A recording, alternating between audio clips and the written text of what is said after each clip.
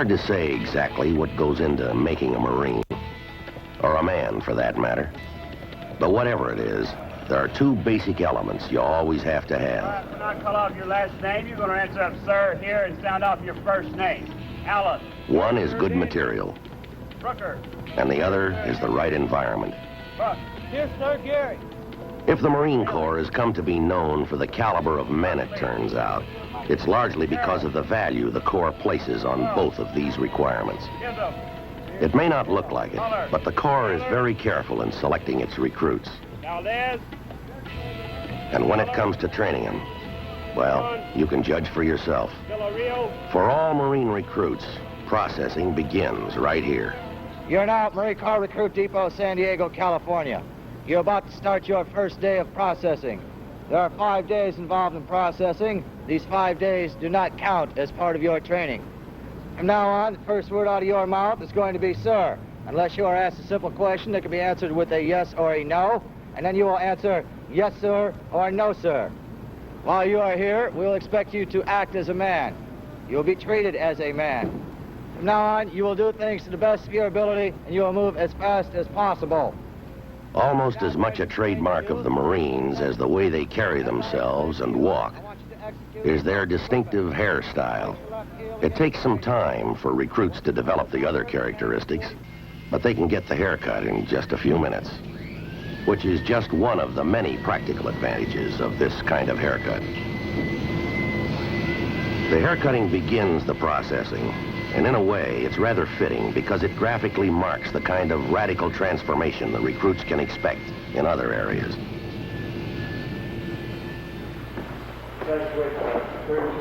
As the processing continues, the recruits get the initial issue of clothing they'll wear during training. 10.5. The first scrub down in the Corps is the first of countless showers and wash-ups of all kinds they'll undergo in the Marines. The Corps has always been zealous about cleanliness Turn around, put your heels against the bed. and upholding the military tradition of neatness and bearing, no matter what you're wearing. Do your trousers. Turn around. Go down and exchange your trousers for 34, 36. The Corps is also very demanding about physical condition, and so examinations are an important part of the initial processing. All of these men were carefully examined before they were accepted as Marine recruits, but the Corps just wants to be sure there's nothing wrong with them now. Those that need glasses will get them. Number 7 is missing. Number 14, snake eyes. If any bad teeth are found, they'll be taken care of while the recruit undergoes training. 31 and OF. Was that 30 occlusal? Yes, number 30 occlusal. Okay, Father. I'll be here in the classroom all the rest of the morning to give you assistance on any question that you may have. Yes, sir. The Corps also wants to know just what its recruits are capable of, and so they're given a series of tests.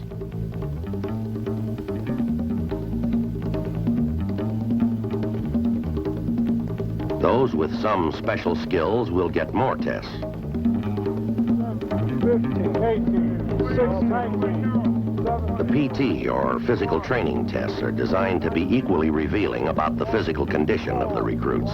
5, 6,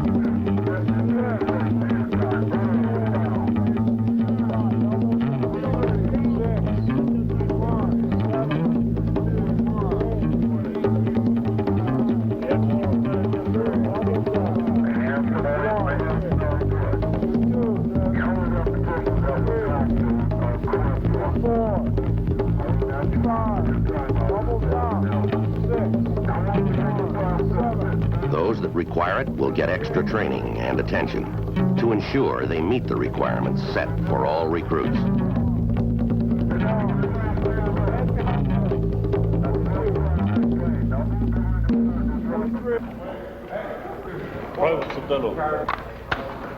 The last day of processing, the recruits receive their rifles and other tools of their trade, which they'll learn to use during training. 59, 27. Attention! Oh! One, two, sir. Put down your gear. Aye, sir. Processing ends with the arrival of the drill instructors, or DIs, who will lead them through training. For the recruits, this is probably the most important event of the processing. It brings them together with the men who are going to be personally responsible for their training. Sir, pick up your gear. Aye, sir.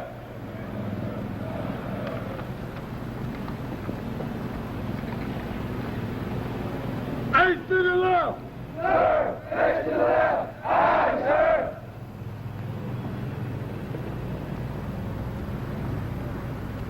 During the training, the recruits in each platoon will spend some 16 hours each day under the sharp, watchful eyes of their drill instructor. Commander Staff Sergeant Holmberg. Over the years, these drill instructors have become almost as much of a legend in the Corps as its heroes. And rightly so, because they've had a hand in shaping most of them. But like all legends, they've been transformed and exaggerated into something that they aren't. And as a result, they're frequently judged on the basis of what people have heard they are, rather than what the recruits actually know they are. Whenever you're told to do something, do it good, as quickly as possible, to the best of your ability. S1E11, platoon commander, and the two drill instructors will be in charge of you at all times. In any case, it's hard to exaggerate the importance of the DIs, and the Corps is very much aware of the role they play in making Marines. For this reason, it carefully selects You're a great them. officer in your chain of command. Yes, sir, it was. Let's see, have you passed the PFT in the last 6 months? Yes, sir. Do you feel that you have anything medically wrong with you that would disqualify you for this type of duty? No, sir.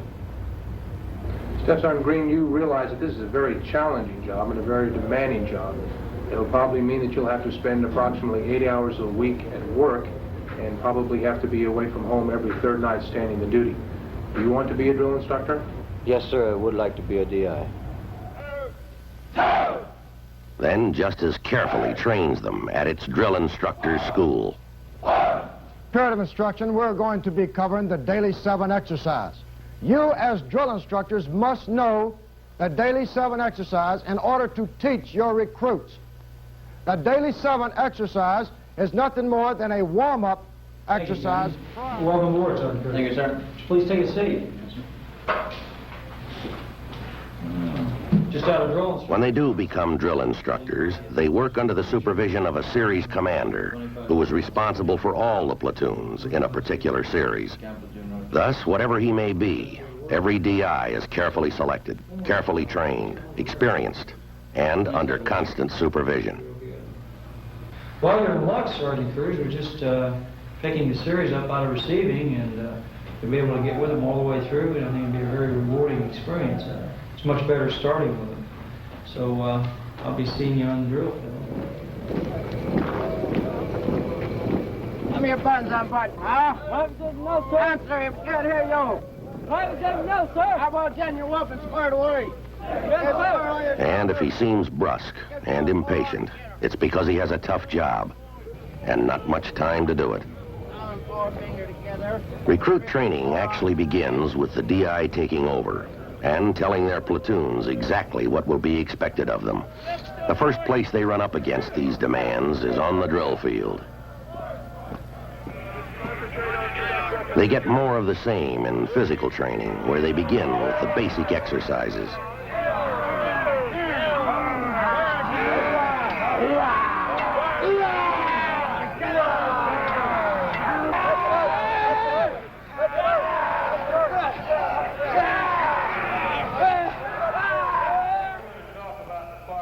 And it continues in their classes. This part here, located in gray in color, is known as the trigger housing. The trigger housing. I'm going to move down here and pick up this part right here, which is under spring. Some 10,000 troops under the command of Brigadier General Ross.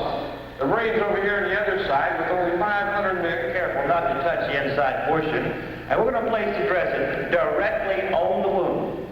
We're going to spread our fingers out. Hard.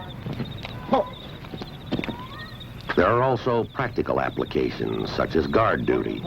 Sir, Bragg Gallardo reports post number 4, all secure. Post and orders remain the same, nothing unusual to report, sir. Report your post. Sir, Parris post number 5. Training in close combat.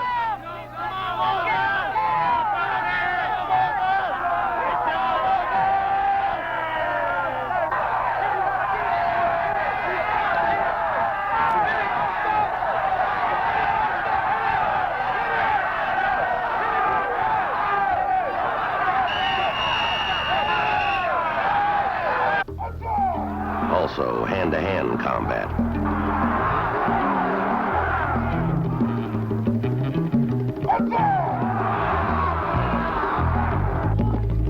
And more drilling.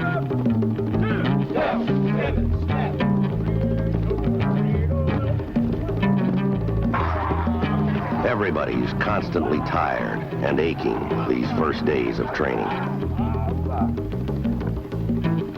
Still, the exercises get progressively harder.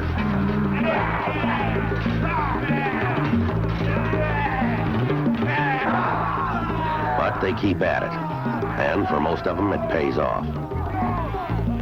For some, however, it's too much. As soon as the DIs spot individuals who are having trouble, they usually work out a program of their own to give them special help.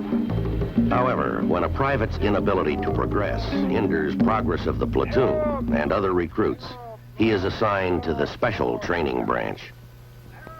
Now, that's just a small part of the contract that each and every one of you people signed when you come in the Marine Corps. Now, that's part of the reason why you're here in motivation. Here, the recruits work and live with others who have the same problems, and special programs are set up to help them meet the training requirements. Some may require additional motivation. But you will get paid once. Others need help in physical conditioning. 2, sir. 1, sir. 2, sir. 1, sir. 2, sir. 1, sir. 2, sir. Hands over. Aye, sir. Some have medical problems which keep them from participating in the activities of a normal training platoon. For those who find it difficult to obey the rules, there's correctional custody.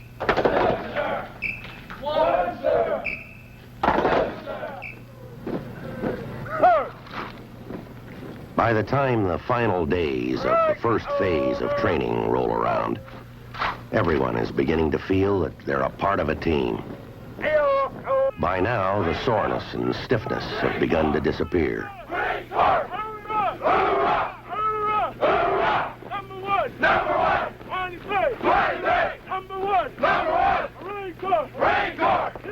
So have confusion and uncertainty. Private Pipper reporting back from sick bay's orders, sir. I get your gear off and go with the rest of the series.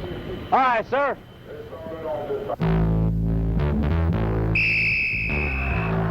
Most recruits manage to find the strength and energy for sports and for competition with the other recruits in training.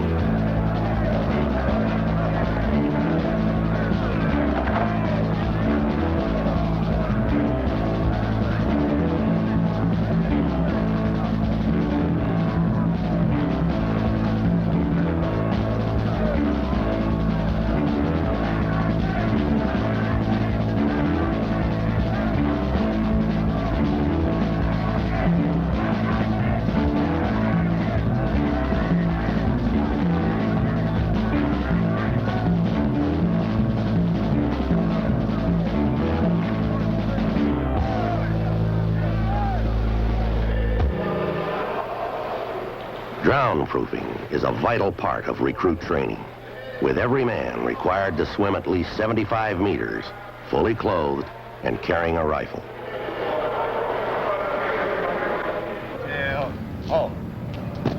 By the time they've completed the first phase of training, the recruits are considered ready to be introduced to another old tradition of military life: mess and maintenance duty.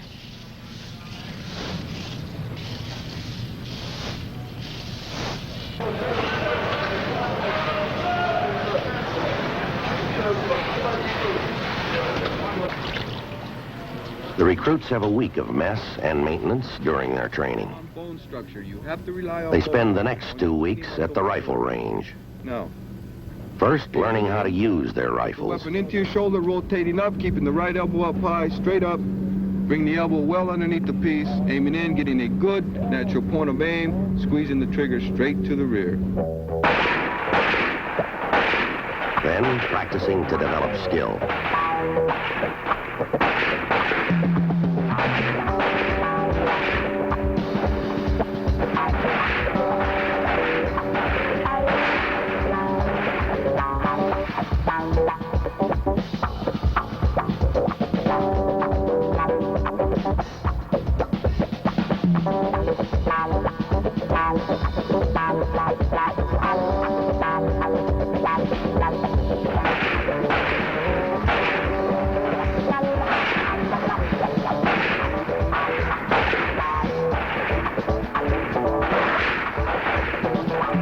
This is one of many opportunities the recruits will have to qualify with their rifle.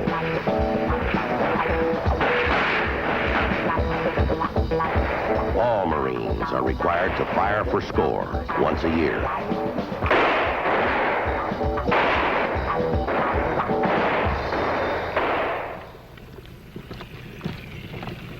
Also included in second phase is an introduction to combat training.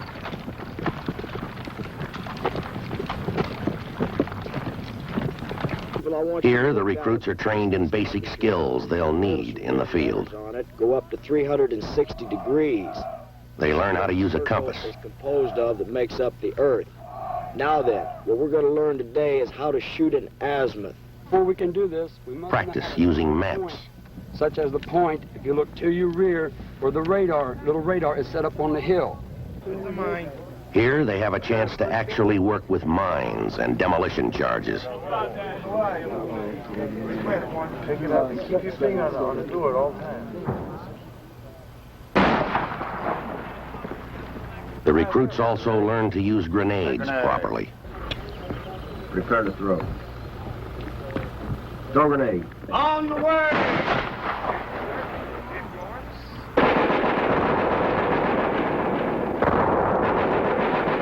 Get infiltration training.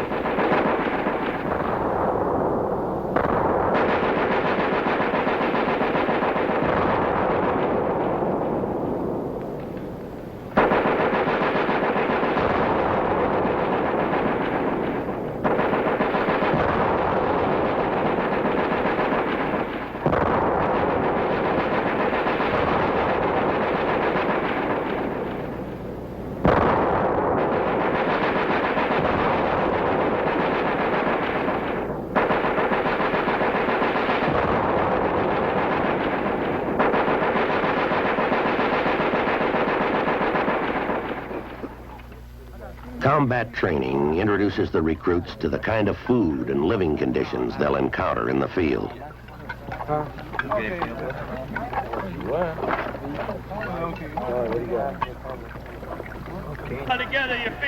Practically all training is in the form of exercise, with the recruits actually doing what they're learning.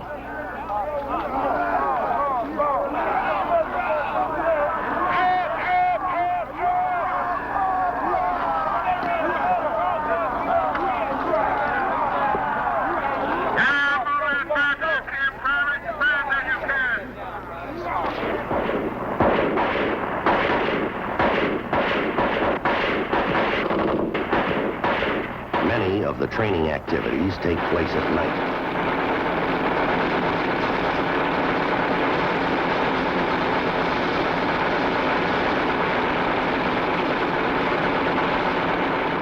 Tracer displays show the various kinds of coverage produced by different fire patterns.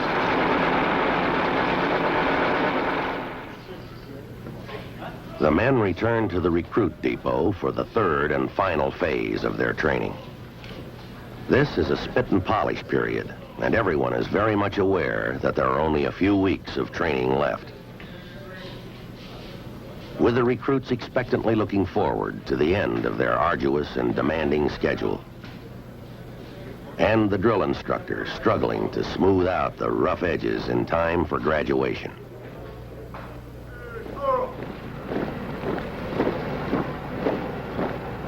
In the meantime, everyone continues to drill.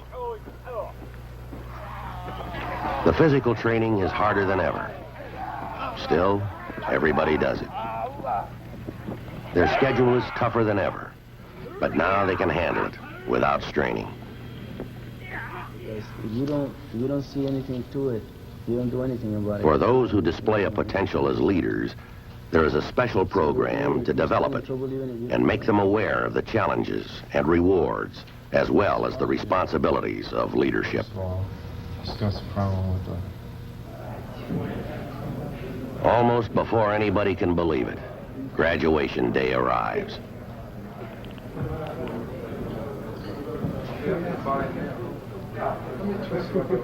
As far as the recruits are concerned, there are really no special preparations. Their barracks are always spotless. The ranks and uniforms display the same daily meticulous care. What family and friends of the recruits see here today is no special show, but actually the same conditions they could see any day.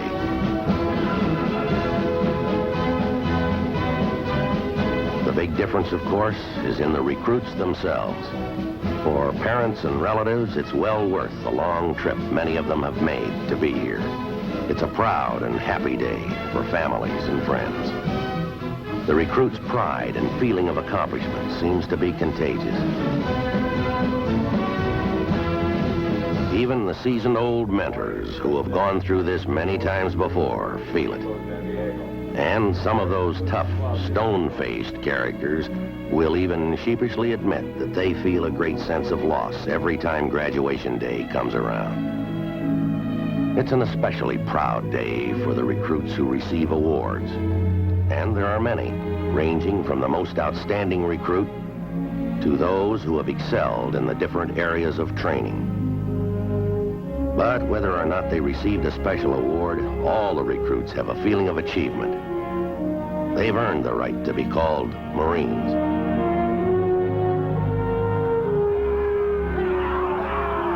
It takes good men to get through the Marine recruit training program, and everybody knows it.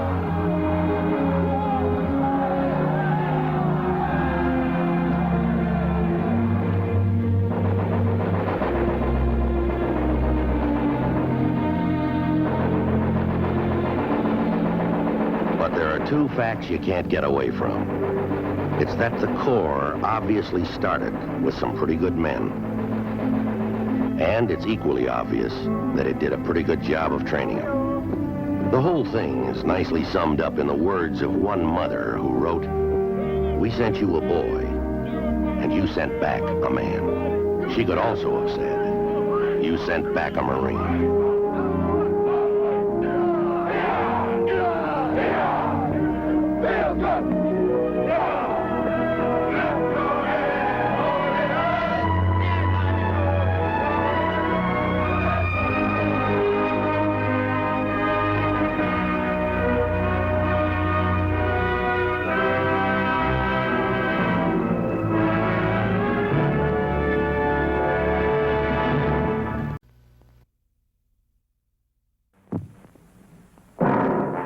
Okay, move out.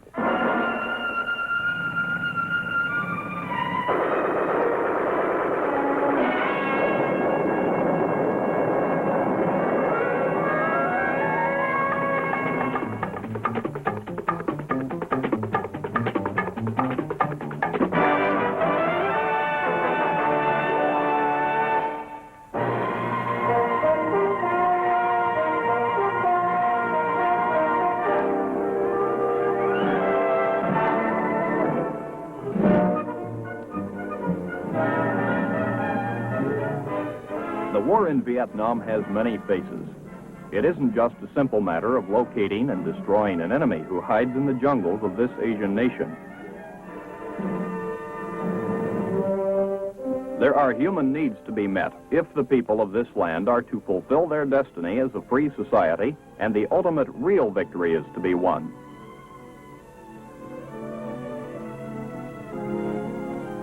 Helping the people of South Vietnam to achieve their goals of enlightenment and a democratic life is one of the major objectives of our Army.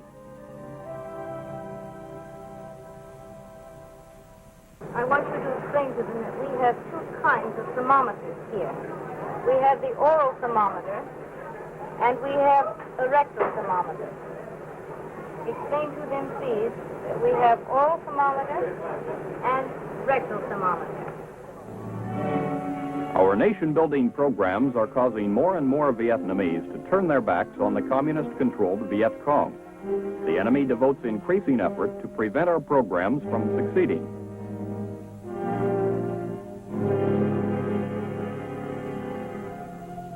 These are the men of the U.S. Army's 25th Infantry Division. Their task in Vietnam is twofold: to defeat the enemy on the battlefield and to carry out effective civil assistance for the people of this war-torn nation.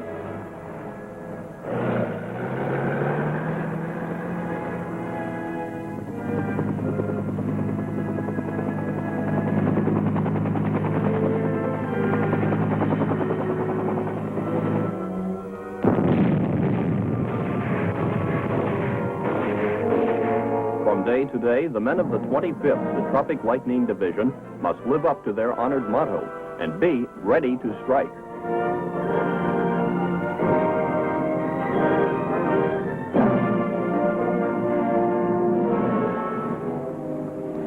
The 25th Infantry Tropic Lightning Division was activated at Schofield Barracks, Hawaii on October 1st, 1941.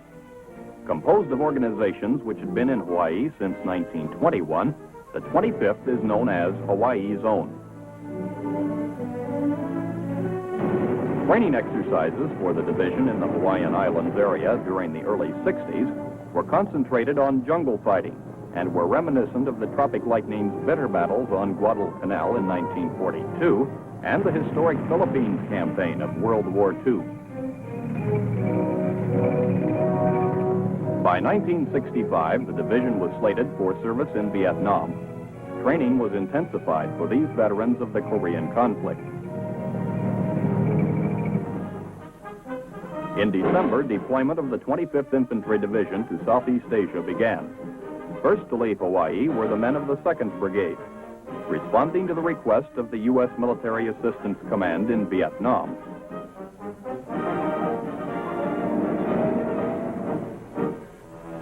This unit of the 25th departed from Hawaii by sea.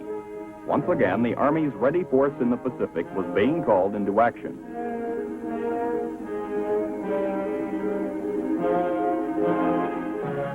The 6,000-mile voyage ended on January 15th at the port of Vung Tau in South Vietnam. As the men of the 2nd Brigade came ashore, they were greeted by General Westmoreland, the U.S. military commander in Vietnam. It was the beginning of a new year and a new chapter in the annals of the Tropic Lightning Division's colorful history. During the next few days, the 2nd Brigade moved upcountry to the Cu Chi district, some 20 miles northwest of Saigon. Day and night, more than 600 vehicles rolled through the little village of Cu Chi as the convoys headed for the division's campsite on the outskirts.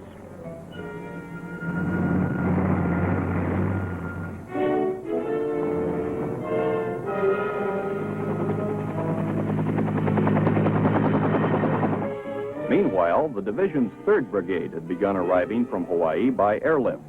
Their destination was Pleiku in the central highlands of Vietnam. This was to be the 25th Infantry Division's forward base, while Cu Chi would be Tropic Lightning headquarters.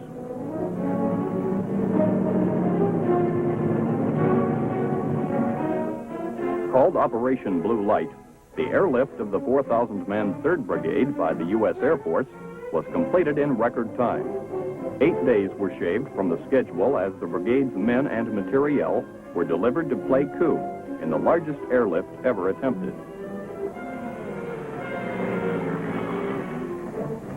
A few days later, on the 19th of January, 1966, Division support elements came ashore at Saigon Harbor and moved up to Cu Chi.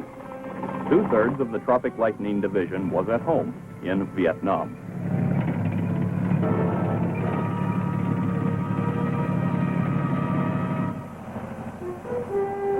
For the men of the 25th, the first major assault upon the enemy came with Operation Garfield.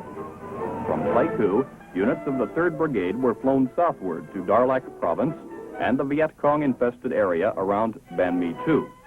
It was the beginning of a month-long sweep of the province.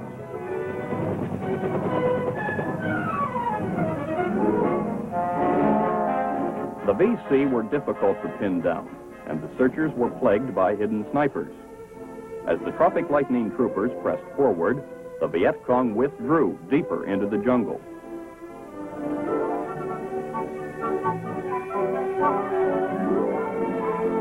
Whole villages recently occupied by the enemy were found to be deserted. Sometimes the dwellings were booby-trapped.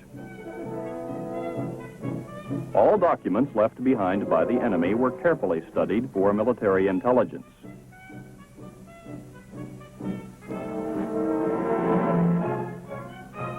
Any place where the Viet Cong may have hidden weapons or valuable papers was thoroughly searched.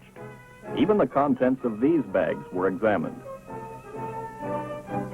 Time and again during Operation Garfield, the men of the 25th had to re-evaluate their search patterns and objectives. Actual contact with the enemy was confined to small unit actions. However limited, these sudden shootouts in the jungle took their toll of battle casualties. Some of the enemy were taken alive, but many more were killed. Intelligence gathered from the prisoners guided the troopers from Hawaii as their search continued. Many caches of Viet Cong rice were located thanks to information given by the prisoners. The food was later distributed to needy Vietnamese people. Great quantities of enemy medical supplies and surgical equipment were also captured, and the operation concluded as the VC fled. The men of the 3rd Brigade took these enemy supplies with them and returned to Pleiku.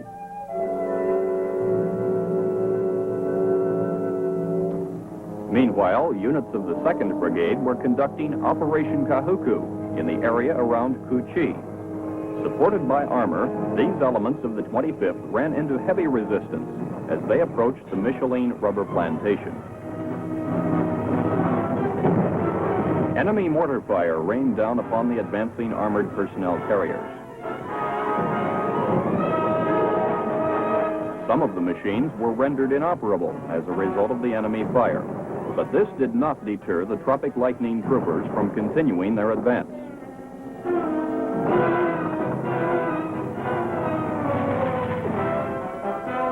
As they penetrated deeper into the plantation, the men of the 25th found the enemy dug in with well-constructed bunkers. Dislodging the Viet Cong is never easy. Several hours of combat caused the troopers of the 2nd Brigade Task Force to take casualties.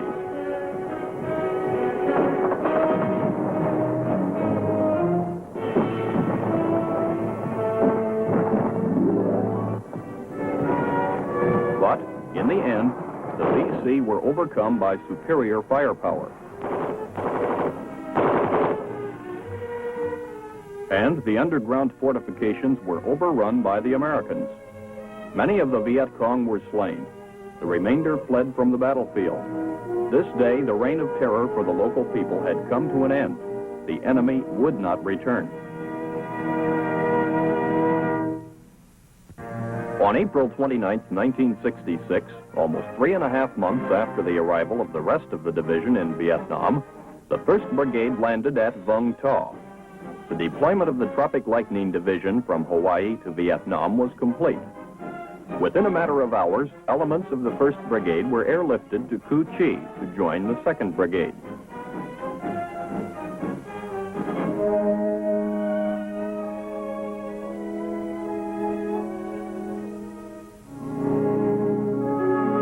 Though military operations take much time, the men of the 3rd Brigade established a resettlement camp for refugees in Kon Tum Province. Here, the weary victims of the conflict find peace, security, and a degree of hope for a better life in the days ahead.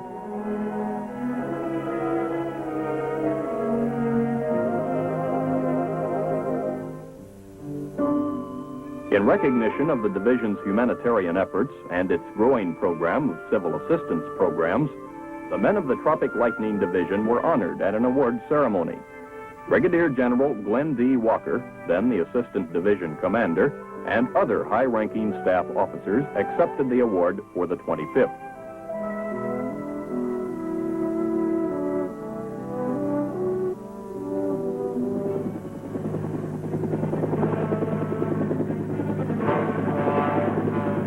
Throughout June and July, the Play Coup, Play Me area was the scene of a major effort by the 25th Division and some elements of the 1st Cavalry Division Airmobile to clear the Viet Cong from the district. Under the code name Paul Revere, the full-scale operation took place some 40 kilometers from the Cambodian border. In this determined drive, heavy armored elements of the 3rd Brigade were called up and joined in the massive sweep.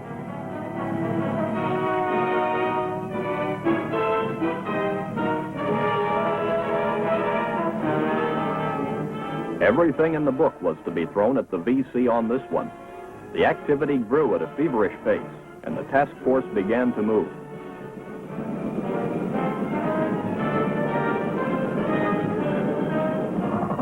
In the forward areas overlooking the Ya Drang Valley, artillery and heavy mortars were flown in.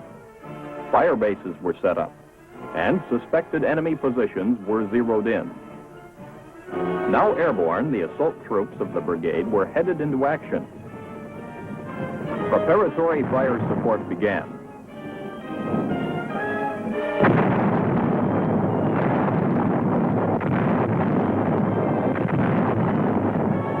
Despite the heavy shelling, the dispersing Viet Cong and North Vietnamese Army units managed to shoot down one of the American helicopters.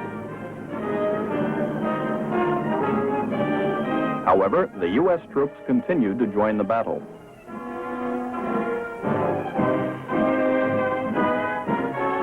Doggedly, they pursued the fleeing enemy into the deepest jungle. All over the northwestern part of Pleiku Province, the Tropic Lightning Sweep pressed the enemy ever backward as Operation Paul Revere concluded. Because of valuable lessons learned about the enemy's tactics during actual combat, the division established a special training course to teach Tropic Lightning troopers how to ambush enemy troops played by U.S. soldiers during night operations. The deadly Claymore mine is one of the ambush tools which are used by these night fighters.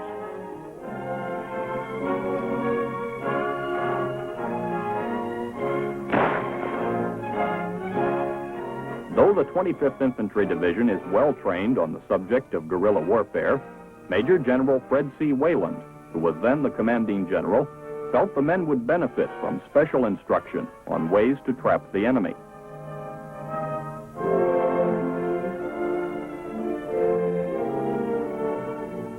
Additional measures to deal with the hidden foe were taken as the infantrymen from Hawaii began working with scout dogs. Continuous obedience training conditions the animals and assures their instant response to the handler's commands. In the field, the big 125-pound animals are trained to sniff out hidden enemy personnel in the thick undergrowth. When VC are located, the scout dogs indicate their find without making a sound. The enemy never knows his presence has been discovered until the dog and troopers are upon him.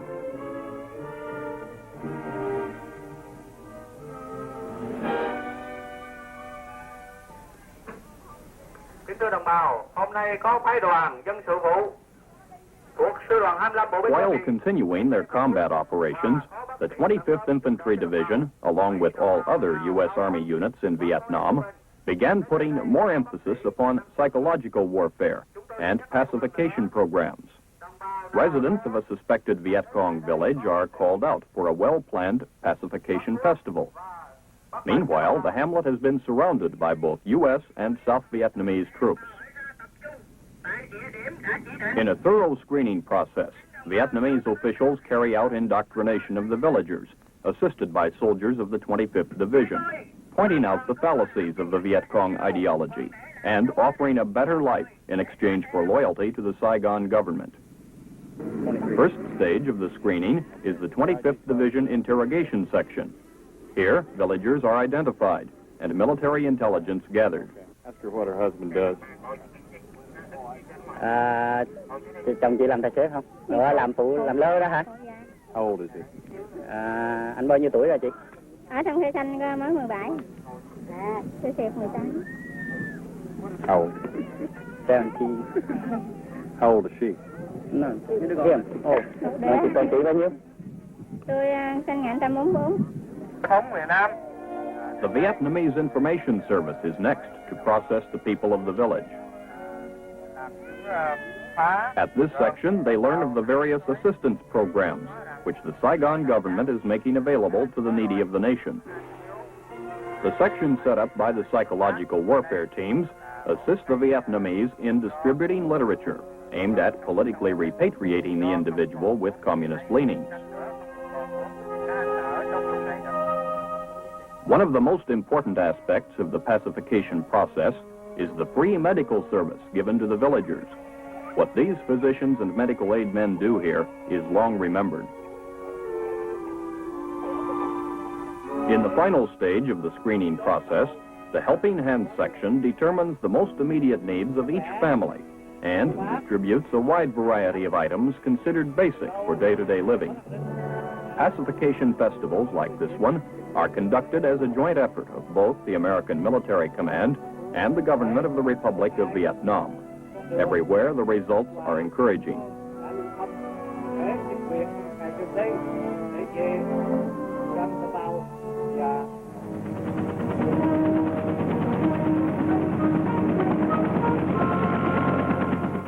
As the months roll by, the Tropic Lightning Division PSYOPs teams have stepped up their distribution of Chiu Hoi leaflets, pamphlets calling upon the members of the National Liberation Front, the Viet Cong, to drop their communist-inspired activities and realign themselves with the Saigon government.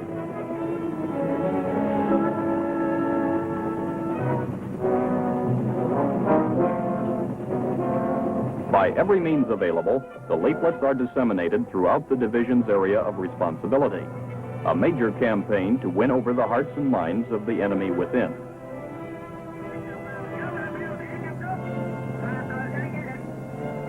Promising safe conduct and a life of freedom for those who respond and lay down their arms, the Chiu Hoi leaflets are read by thousands.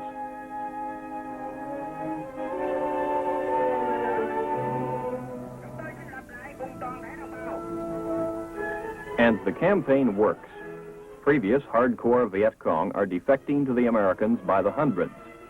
In their eagerness to start the new life, the defectors offer wholehearted cooperation. They lead our troops to the hiding places of their former VC guerrilla comrades. Each location is systematically searched, then destroyed.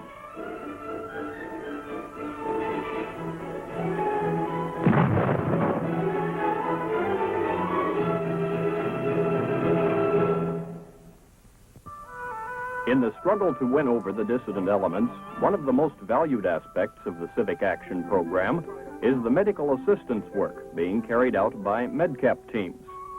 This is the village of Phuoc Hiep, about 7 miles northwest of the 25th Division headquarters at Cu Chi. The members of this MedCap team from the 25th Medical Battalion visit this village once a week to provide free medical service to its inhabitants. Similar visits are made to a great number of other villages in the district, and the MedCap team has an extremely crowded schedule. Despite the pressures under which these men work, each patient is given careful attention. Well,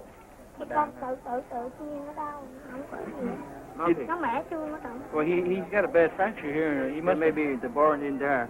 You know, he wasn't shot or in an accident. No. Well, hell, he's had a fracture here.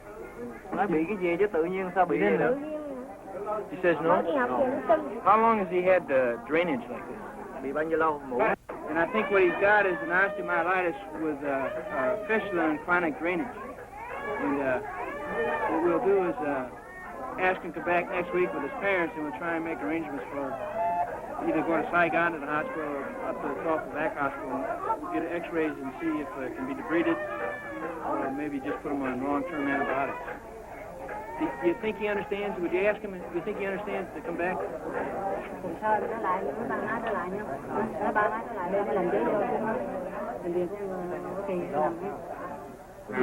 By midsummer 1967, 17 months after the division's arrival at Cu Chi, medical teams from the Tropic Lightning Division had treated more than 189,000 Vietnamese citizens.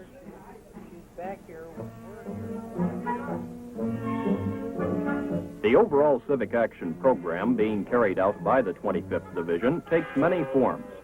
Here at the village of Do Chieng, some 50 miles northeast of Saigon, a number of self-help projects have been launched under supervision of the 3rd Brigade S5 section. Captain Vinon Laux is the officer in charge. Giao Chang is in a position here next to the Saigon River. It comprises 5 hamlets. We have here a population of about 10,000 people, which is approximately 2/3 of the total population here in the Freetown district.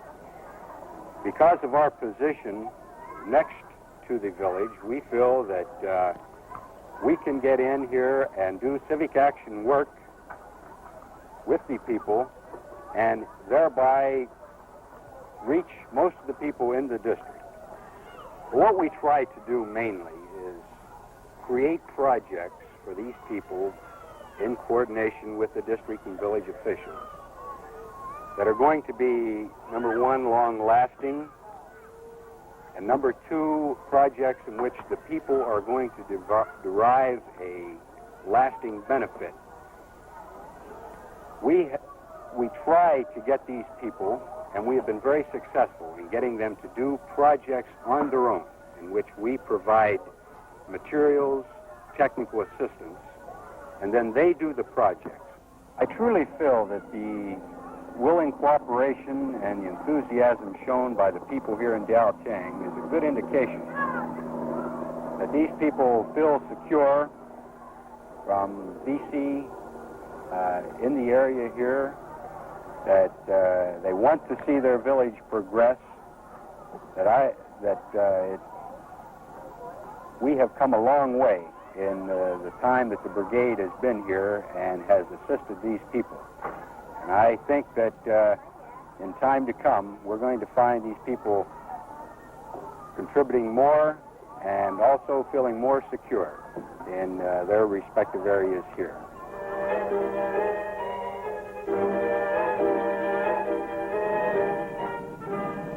In the final analysis, the United States Army 25th Infantry Division is a combat outfit. In this shooting war, their first job is to hunt down the enemy forces and to eliminate them as efficiently as possible. This is not easily done in the guerrilla warfare of Vietnam's jungles, swamps, and rice paddies. A typical example is Operation Barking Sands, named after a famous beach in the Hawaiian Islands. Elements of the 1st Brigade are being sent out to clear an area in the battle zone, suspected of harboring the Viet Cong 2nd Do Mien Battalion, a hardcore guerrilla unit supported by the Hanoi government.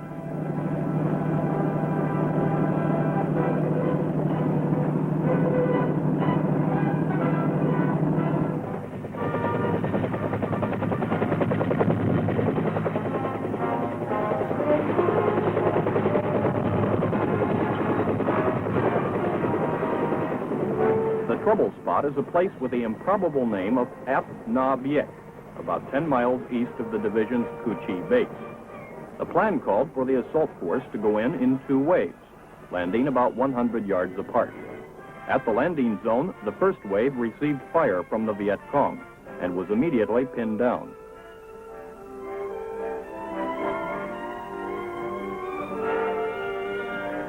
The second wave came in, and it, too, was taken under fire. Trying to link up with the first wave, the men of Alpha Company received fire from the wood line to the back, front, and one side.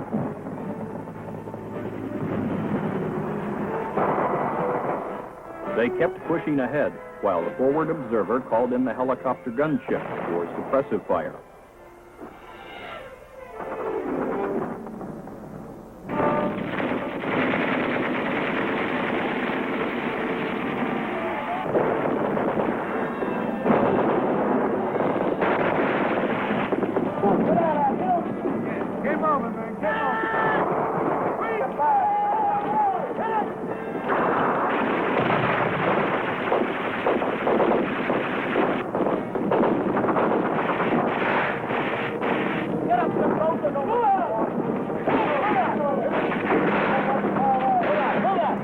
It took the men of Alpha Company nearly 2 hours to link up with the men of the first wave, only 100 yards away. Finally, the Air Force Sabre jets were called in.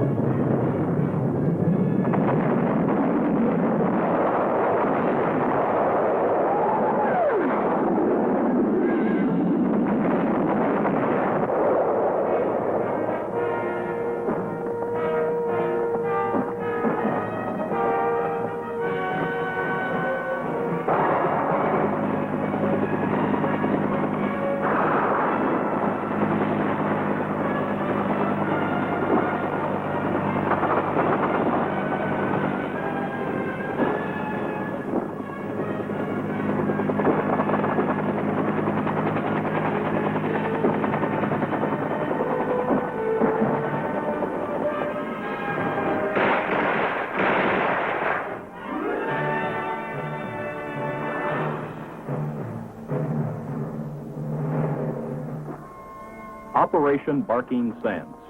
A small portion of the war against the aggressors was completed. The little hamlet of Ap Na Biek was taken. From day to day, this is the way it is in Vietnam.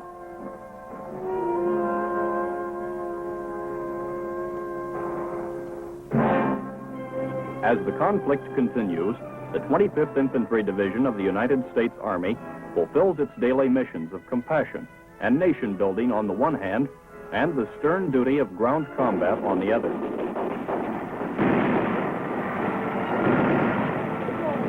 Whatever the demand, the Tropic Lightning Division stands, ready to strike.